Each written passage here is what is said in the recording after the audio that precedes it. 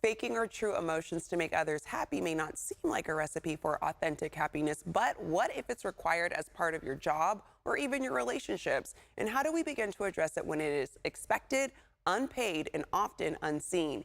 Here to break this down for us is the author of Emotional Labor, The Invisible Work Shaping Our Lives and How to Claim Our Power. We're welcoming Rose Hackman. Hi, Rose.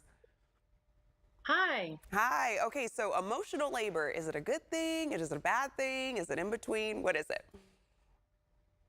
I mean, it's a great thing, but as things stand, it's a form of work that is highly devalued in our society. It's rendered invisible.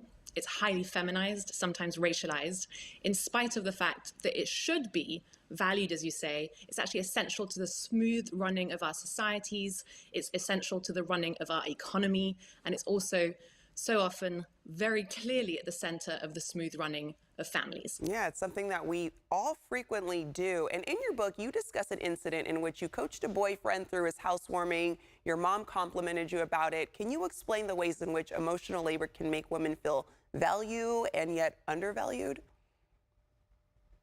Right. So we expect women very specifically to provide emotional labor for the group. If we don't provide emotional labor, if we're not putting other people's feelings above our own, we get policed. We get told that we're not being good women. So on the one end, if we do perform that emotional labor, we're going to be told we're doing a great job.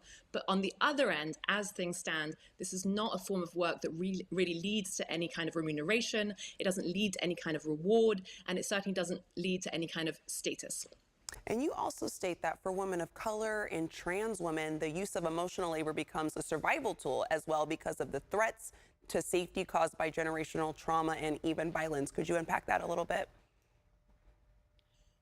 Absolutely. So emotional labor, we think of it as a very gendered performance, but really it's about power. It's about people who are in power who expect people who have less power to provide them with experiences. So if you are a woman of color or a trans woman, you're going to be expected to make other people feel good as a priority. And that ends up being a very, very worrying way in which the system of power reproduces itself. So how can childcare workers, teachers, nurses, food service, and hospitality workers be more empowered and more valued? Right. So we need to see this form of work as the essential work that it is. This is the form of work, this is the essential labor that runs our economy, as I mentioned earlier, as well as our communities. So we need to be asking for raises across the board.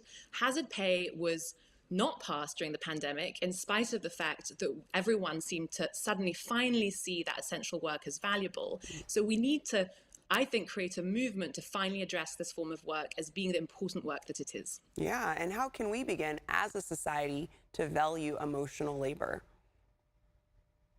Well, the first thing we need to say is it's real. It's a real form of work. Then we need to see it. It needs to be visible.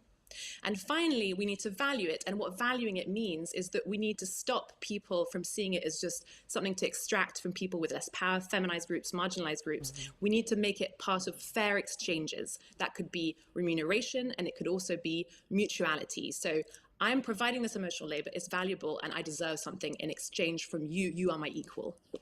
And how can we begin moving this conversation forward with loved ones and even work associates? I mean, it starts with, again, seeing it and having those kinds of conversations. Also, it starts with admitting, for example, you talk about the workplace. Emotional labor is constantly being done in the workplace. It's a very, very important form of work in the workplace. We talk about emotional intelligence. The way in which we enact emotional intelligence is through labor. So those workers who are doing that important work deserve to be seen and rewarded. And I think that that's the path forward. Yeah, what was the inspiration for you to write this book, and what do you hope people take away from it? The inspiration was actually, I was a writer for The Guardian, a features writer based in New York for a few years. I was asked by an editor to write a piece on emotional labor as the possible next feminist frontier. And based off of that, I got a book deal. But more to the point, the reason I think it's a general, really pressing issue is we live in a world we are told we are equal. So many of us in our intimate and professional spheres feel like that's not really where we're at yet. This is one of the roots of persistent gender, race inequality, and it needs to be tackled. All right. Well, I'm going to let our viewers know where they can purchase your book. Thank you so much for joining us this morning. You can purchase Emotional Labor wherever books are sold. And to revisit these tips, you can visit them on our website momentarily at yourcalifornialife.com.